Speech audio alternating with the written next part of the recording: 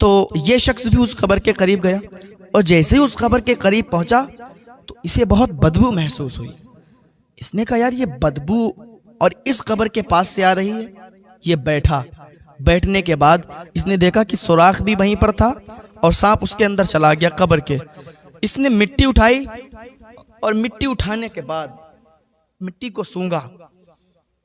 जब मिट्टी को सूंघा तो मिट्टी में बहुत बुरी बदबू आई। इसने मिट्टी को फेंका। इसने कहा यार ऐसा कैसे हो सकता है, इस मिट्टी में तो बहुत बुरी बदबू आ रही है। तो इसने वहीं पड़ोस वाली कब्र से मिट्टी उठाई, उसको सूंघा। उसमें बहुत अच्छी कस्तूरी की खुशबू आ रही थी, बहुत बेहतरीन खुशबू आ रही थी। इसने कहा ऐसा कैसे हो सकता है कि पड़ोस वाली कब्र में बदबू आ रही है और साइड वाली कब्र से बहुत अच्छी खुशबू आ रही है। तो इसने वहाँ पर देखा पत्थर पहले के ज़माने में लोग रख देते थे, उस पर सब लिख कर और लगा देते थे। आज भी कहीं कहीं कब्रिस्तान में आप देखो, मैं अक्सर गया हूँ बरेली शरीफ में, अक्सर कब्रिस्तान है कि जिसमें वो लोहे की टीन का या किसी चीज़ का ऐसा कुछ बना देते हैं, उसमें लिख देते हैं मरने वाले का नाम, पता और तारीख वगैरह डाल देते हैं। तो पहले के ज़माने में पत्थर, उस पर सब लिख दिया करते थे कि कितनी इसकी उम्र है, कितनी उम्र में इसने इंतकाल किया और क्या नाम है, क्या पता है। उसने देखा पत्थर लगे हुए थे, उसी पत्थर पे उसका नाम, पता, एड्रेस सब लिखा हुआ था। उसको इसने पढ़ा। पड़ोस वाली कब्र पर देखा कि ये किसकी है, तो उसका भी नाम, पता, एड्रेस। तो इसने देखा तो वो दोनों बहनें थी। एक की उम्र 25 साल थी, एक की उम्र 20 साल थी। अब इसने सोचा कि चलो इसकी कहानी क्या है, इसके पीछे का रीज़न क्या है, कहानी क्या है, मालूम करने के लिए इनके घर चलना पड़ेगा। वो चल दिया। चलते चलते इन्हीं दो लड़कियों का गांव आ गया।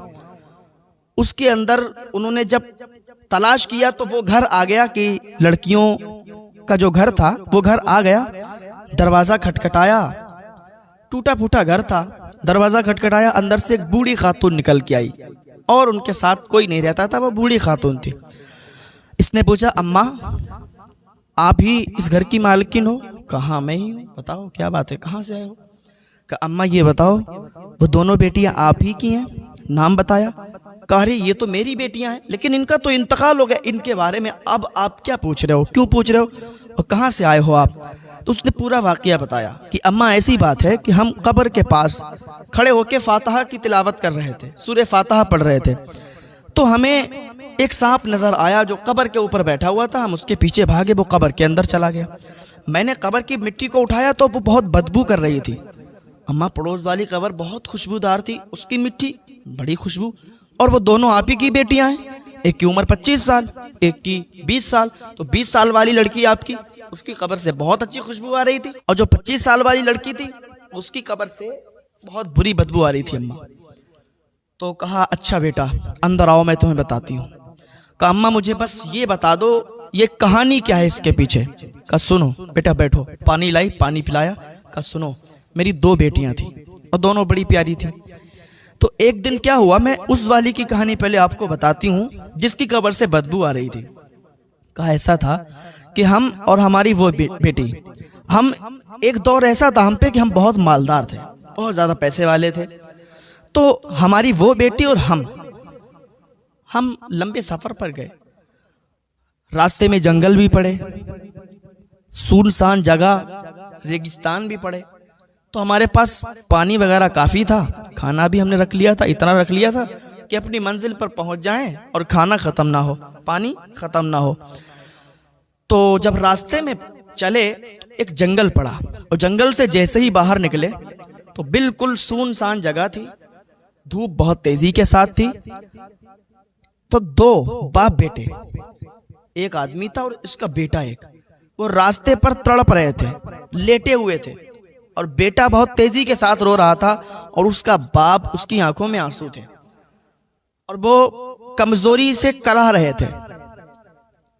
तो जैसे ही हमारी सवारी उनके करीब पहुंची तो वो रास्ते में थे, तो हमारी बेटी जो थी वो रास्ते में, अब उनको देखा तो सवारी से उतरी और उनके पास गई।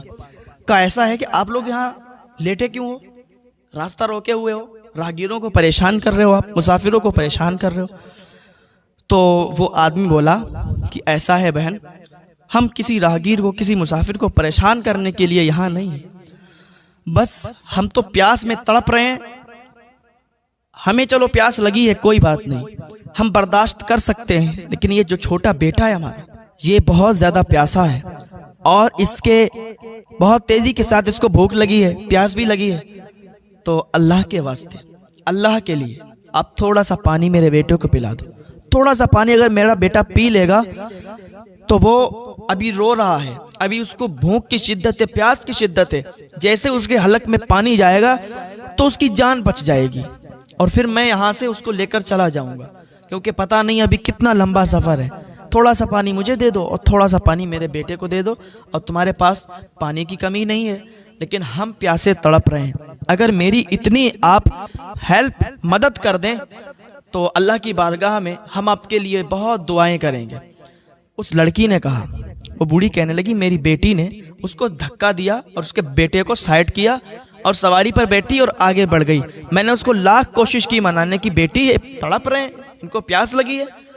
और अल्लाह ताला उस बंदे को बहुत ज़्यादा पसंद करता है कि जो अल्लाह के बंदों की मदद करता है। और इस टाइम ये प्यासे हैं बेचारे, तड़प रहे हैं, मर जाएंगे, उनको पानी दे दो।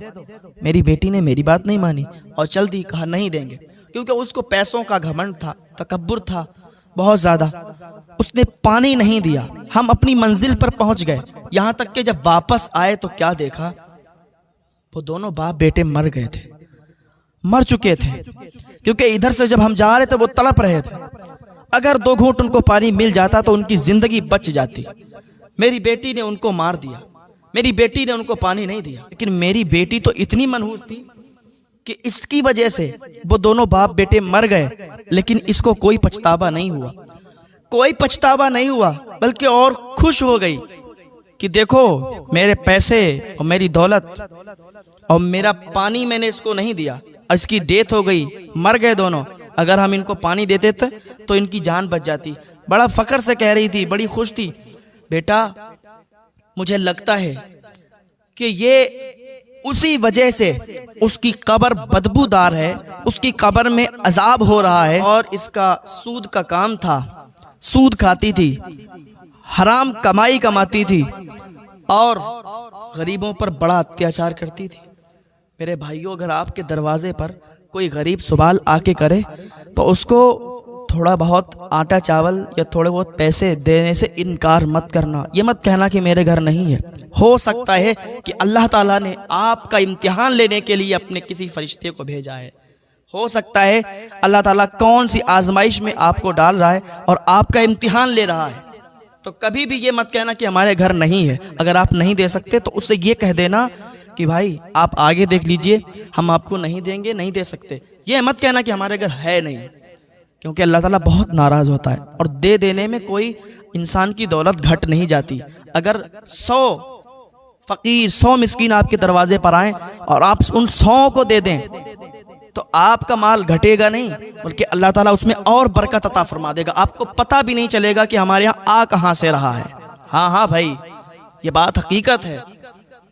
तो वो कहती इसी वजह से उसकी कब्र में वो अजाब है और इसकी जो कब्र की मिट्टी है बदबूदार इसी वजह से है, क्योंकि एक दूसरे की गीबत, चुगली और सूद का कारोबार करती थी और गरीबों को बहुत सताया करती थी। फिर बात यहीं तक ख़त्म नहीं हुई बेटा। वो बूढ़ी कहने लगी, बेटा बात यहीं तक ख़त्म नहीं हुई। अब ये वापस घर पर आई। घर पर आने के बाद इसकी छोटी जो बहन थी बहुत खुश हो गई कि अम्मा और बहन वापस आ गई हैं। तो जैसे ही अंदर ये दाखिल हुई तो मेरी छोटी बेटी से कहने लगी कि देख आज मैंने कितना बड़ा काम किया। तो मेरी बेटी बोली, क्या काम किया? कहा, मैंने एक प्यासे इंसान को पानी नहीं दिया, मैंने एक प्यासे बेटे को पानी नहीं दिया, प्यासे बाप को पानी नहीं दिया और तड़प तड़प कर वो मर गए। और हंस रही थी और तालियां बजा के फ़ख्र के साथ ये अपनी गुरूर और घमंड में कह रही थी। छोटी बेटी ने जब इतना सुना सर पकड़कर बैठ गई। कहा, तुझ पर लानत हो, तू कैसी है? तूने दौलत के घमंड में, गुरूर में आके तूने 2 लोगों की जान ले ली, तूने 2 लोगों की हत्या कर दी।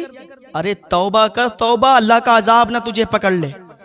वो कहती है, वो बूढ़ी कहती है कि मेरी बेटी पर कोई असर नहीं हुआ। वो और खुश थी, फ़ख्र के साथ करी थी, कुछ नहीं होगा। ऐसे तो ना जाने कितने लोग दुनिया में मरते हैं, कोई किसी की मदद नहीं करता, कुछ नहीं होता ऐसे। और वो फ़ख्र के साथ कह रही थी तो छोटी बेटी पर इस बात का इतना असर हुआ कि मेरी छोटी बेटी ने फौरन जमीन पर घुटनों के बल अल्लाह की बारगाह में हाथ उठाकर दुआ की, मौला माफ फरमा दे, मौला कहीं इसकी नहुसत की वजह से मुझ पर भी अजाब ना आ जाए, तो मुझे भी ना पकड़ ले, या अल्लाह माफ फरमा दे।